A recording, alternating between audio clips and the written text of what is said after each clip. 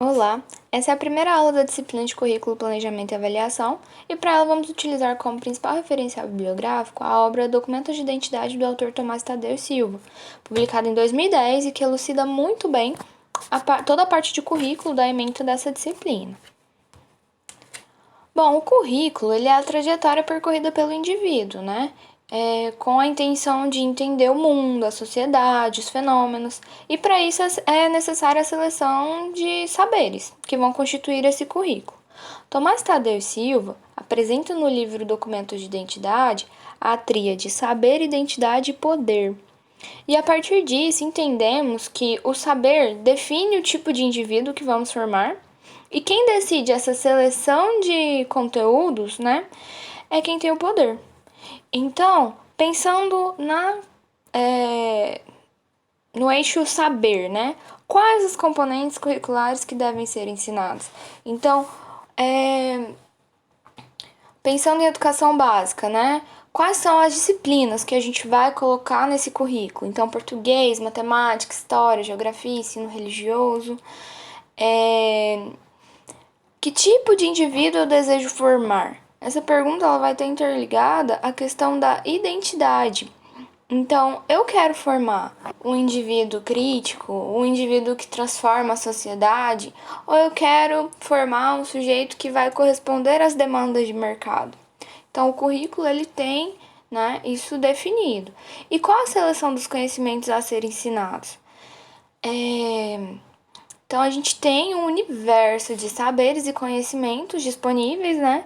E a gente seleciona quais serão implementados no currículo. E quem seleciona isso? São as classes hegemônicas, né? Então, quem tem o poder vai definir o tipo de identidade do sujeito que eu quero que saia da escola. E para isso eu preciso selecionar um grupo de conhecimentos para serem ensinados. O currículo ele pode ser categorizado de três formas. Né? A gente tem os tipos de currículo, as teorias de currículo e as concepções de currículo. Então, o currículo explícito, ele seria o currículo formal, documental, aquele que acessamos lá no site do MEC, por exemplo, né? Que tem essa característica de formalidade. A gente tem o currículo real, que está ligado à implementação, à prática docente, diretamente, né? A gente também pode chamar ele de currículo em ação. E tem-se o currículo oculto, que são os verdadeiros interesses por detrás dessa seleção de conteúdos, né? Que vai definir o produto social que a escola vai formar. A gente tem as teorias de currículo, né, que são as tradicionais críticas e pós-críticas. A tradicional, ela é focada no ensino de conteúdo, né? A crítica, ela vai trazer as características ideológicas, vai discutir sobre a reprodução cultural e sobre a sociedade de classes. A gente vai aprofundar nelas daqui um pouquinho, nos próximos slides. A gente tem a teoria pós-crítica, né, que evidencia e traz a concepção de identidade cultural e social, por exemplo, que não é discutida lá nas críticas, que também vamos aprofundar. E tem-se as concepções de currículo, né? Então, a gente tem a concepção tradicional, que seria a ideia de conjuntos de disciplinas a serem ensinados, semelhante às propostas de Bobbitt, né? A gente tem a concepção racional, que seria o ensino de excelência e tecnológico. Tem a concepção escola novista, também chamada de progressivista, que acentua o desenvolvimento das capacidades cognitivas do sujeito. A gente tem a concepção construtivista, que foi idealizada, né? Um dos maiores referenciais teóricos aí foi o Piaget e a Maria Montessori. Então, as disciplinas elas seriam apenas instrumentais, intencionando, né, o desenvolvimento cognitivo do sujeito. A concepção sociocrítica, que tem como principais referenciais teóricos o Vygotsky, né? E aí, contemporâneos, a gente tem Saviani, Lucchesi, Libânio, que atribui muita importância a uma prática politizada. Então, o sujeito ele deve acumular e ressignificar o conhecimento a partir do seu contexto social. A gente tem a concepção integrado ou globalizado, né? Que entende a prática curricular como um processo de investigação. Seria aquela ideia da educação por projetos. E tem o currículo como produção cultural, que a gente entende o currículo como um espaço de luta, um espaço de diversidade cultural, que vai trazer a questão do multiculturalismo, comungando bastante, né, com as ideias das teorias pós-críticas. Então, bom, o currículo ele deveria ter como objetivo o desenvolvimento de habilidades, competências, estimular as capacidades, potencialidades dos alunos, né? A criticidade. Mas, no decorrer dessa aula, nós vamos perceber que o currículo ele tem se configurado como um instrumento para a manutenção das relações de poder, de alienação, de reprodução dos interesses das classes dominantes. E podemos perceber isso ainda no século XX, né? O período da Segunda Revolução Industrial, que começa ali no século XIX, mas que só a partir de 1914, com o Fordismo, né, a gente passa a ter uma demanda na sociedade que vai se estender para o campo educacional. E a partir disso, surge a necessidade de um modelo educacional massificado, e essa concepção de modelo curricular, para satisfazer a demanda das classes dominantes nesse período, né, foi elaborado por Bobbitt a partir desse livro aí, De Curriculum, de 1918. Então, nesse paradigma curricular, os estudantes eles não tinham direito de intervir nos processos aos quais eles participavam, né?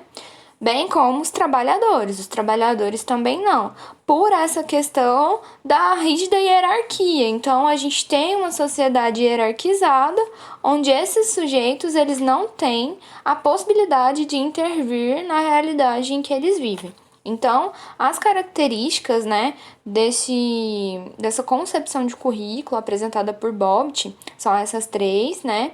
Então, apresenta fortemente a fragmentação dos conteúdos, a rotinização e a hierarquia.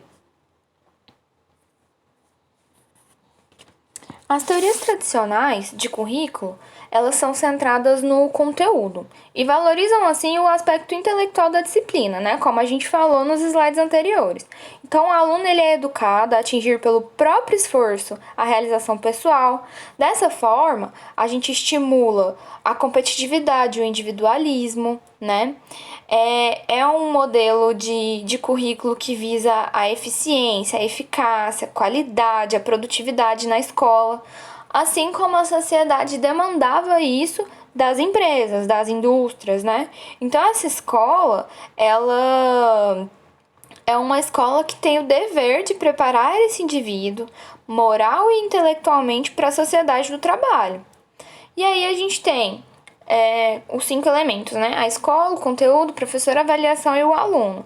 Os conteúdos, que são os conteúdos ensinados nesse modelo de escola, são conhecimentos verdadeiros, acumulados pela sociedade, né? São os conteúdos, assim como falamos no slide anterior, enciclopédico, descontextualizados. O professor ele seria o centro do saber, ele se comporta de maneira autoritária, técnica, priorizando sempre a disciplina. O modelo avaliativo nas teorias tradicionais de currículo valoriza os aspectos quantitativos, de memorização, a produtividade, né? Já o aluno, ele é um sujeito passivo, ele não tem nada a contribuir para o processo de ensino-aprendizagem, ele não tem nada a contribuir para o ambiente escolar. Então, ele está lá só para aprender, já que o conteúdo é centrado no professor, só o professor detém o saber, então só o professor ensina e o aluno só aprende. Então, as teorias tradicionais elas vão valorizar, né, o processo de ensino, o processo avaliativo, a metodologia, didática, organização, planejamento, eficiência e objetivos, e vai restringir-se à atividade técnica de como fazer o currículo, né? Não se preocupe em discutir, questionar, problematizar as instituições educacionais.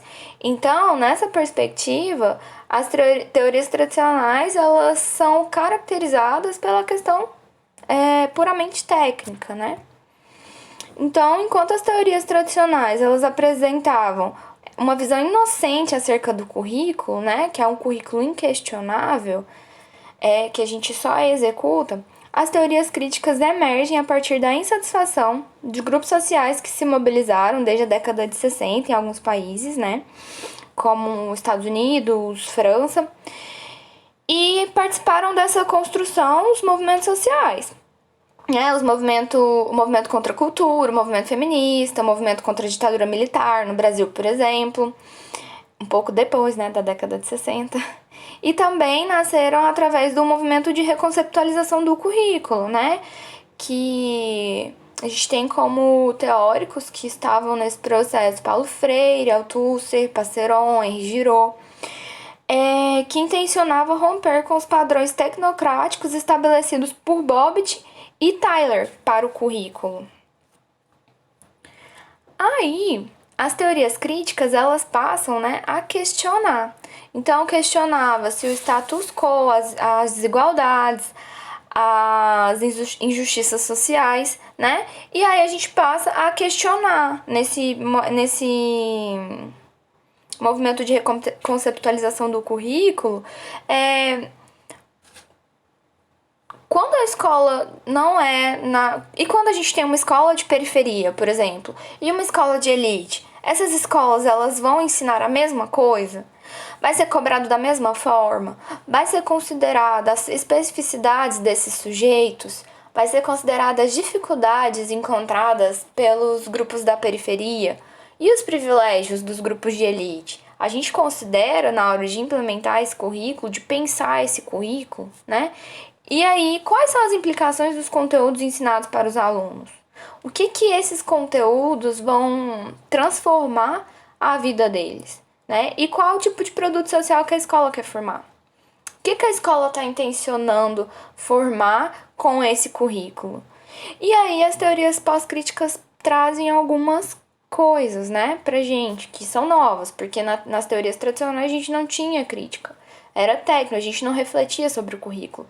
Então, as teorias críticas pontuam que o currículo ele transmite a ideologia dominante, o currículo é o aparelho ideológico do Estado capitalista, o currículo é território político, né? E o currículo é uma construção social. Então, com as teorias críticas, entendemos, né, que o currículo ele é um espaço de poder. E o conhecimento corporificado no currículo, ele vai trazer as marcas das relações sociais de poder. E aí ele vai falar, né, da questão da luta de classes. Então, as teorias críticas, elas são marcadas pelo marxismo. O currículo, ele é capitalista, o currículo reproduz culturalmente, né, as estruturas sociais. Ele tem um papel decisivo na reprodução da estrutura de classes da sociedade capitalista. Então, todas essas questões, né, que a gente elencou nos tópicos, o Tomás Tadeu Silva apresenta pra gente em relação às teorias críticas. Então, o currículo ele é um aparelho ideológico do Estado capitalista, porque ele transmite a ideologia dominante e ele é, em suma, então, um território político.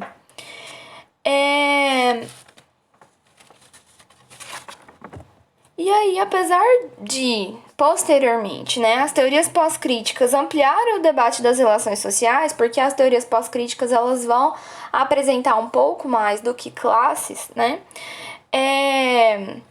essas relações sociais de dominação, o legado das teorias críticas a partir das suas vertentes marxistas, né, não pode ser negado. Os processos de dominação de classe, eles continuam mais evidentes do que nunca. Então, a gente não desconsidera as ideias trazidas pelas teorias críticas a partir das teorias pós-críticas. Não, as teorias pós-críticas, elas vão complementar as ideias que foram iniciadas aqui nas teorias críticas.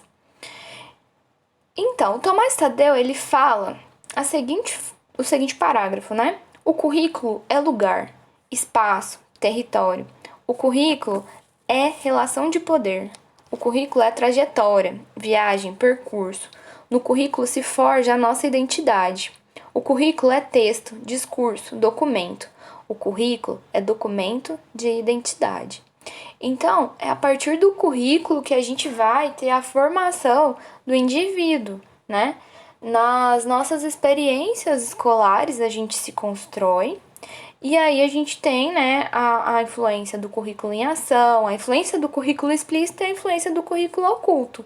Então aqui, nas teorias pós-críticas, a gente vai evidenciar qual o papel desse currículo oculto na formação do indivíduo. Então, nas teorias pós-críticas, a gente tem que o currículo ele é espaço de poder, mas não é qualquer poder, é todo poder. Então, o poder ele está em todo lugar para as teorias pós-críticas. O pessoal também é político, traz-se a concepção de identidade cultural e social, né? E o espaço de dominação.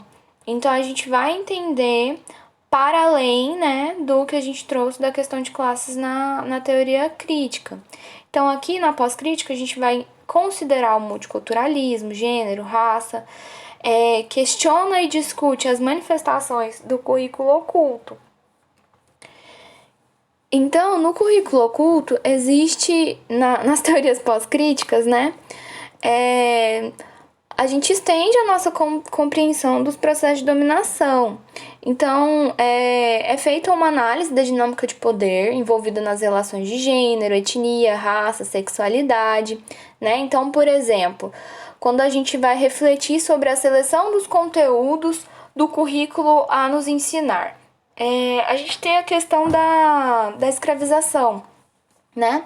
E aí a gente não tem teóricos, por exemplo, do século 16, 17, 18, que são negros, né? Até na atualidade a gente estuda pouquíssimo as pessoas negras. Então, a maioria dos nossos referenciais teóricos são pessoas brancas. O nosso currículo, ele é eurocentrado. Mas isso não significa que o povo de África não produziu conhecimento científico válido. Eles produziram. Mas quem selecionou os conteúdos que vão compor o nosso currículo não quer que a gente saiba que as pessoas de África produziam conhecimento científico, né? Por uma questão de dominação, nos processos de colonização, de escravização do povo preto, a gente não valoriza, né, o conhecimento produzido por esse povo. Então, se a nossa sociedade estuda referenciais teóricos negros e entende que eles também produzem conhecimento científico, que o conhecimento que eles produzem também é válido, talvez a gente não entenda que eles só sirvam como mão de obra barata, né?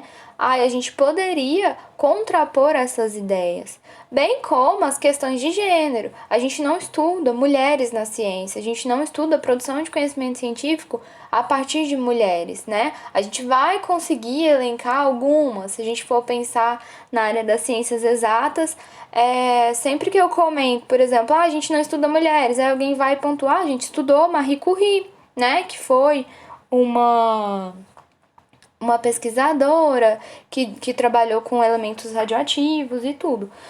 Mas aí a gente tem uma mulher que a gente se lembra, né? E a maioria das teorias foram dados nomes de homens. Então, existe sim, né, uma questão oculta de inferiorização de alguns grupos sociais e de valorização de outros, né, como os homens brancos europeus. O nosso currículo ainda é voltado para esse modelo eurocentrado. E aí, nas teorias pós-críticas, a gente vai ter essas críticas a essas questões, né? Que é necessário a gente considerar o multiculturalismo e como esse currículo oculto ele se manifesta na nossa sociedade. Qual que é a influência que ele vai ter, né, no machismo, no preconceito, no racismo. Então, ele também traz essa questão, né, da identidade cultural e social e permite que a gente entenda a nossa concepção de política. Então, para muito além de um sentido tradicional, a gente vai focalizar as atividades ao redor, né, de quem tem o poder, que geralmente seria o Estado. Então, a partir disso, as teorias pós-críticas trazem uma consigna, né, que veio do movimento feminista, que é: o pessoal também é político. Então, é uma tendência, né, que a gente ainda está em discussão. Nós temos muitos referenciais contemporâneos que trabalham e discutem ainda as teorias pós-críticas. E, para fechar, a gente tem mais uma frase do Tomás Tadeu Silva, né? Que fala: depois das teorias críticas e pós-críticas, não podemos mais olhar para o currículo com a mesma inocência de antes. O currículo tem significados que vão muito além daqueles aos quais as teorias tradicionais nos confinaram. Então, fica a deixa, né, para a gente desconfiar e analisar o currículo que nos é imposto, né? E que a gente vai estar na linha de frente na implementação desse currículo enquanto currículo em ação. Então, muito obrigada, até a próxima aula.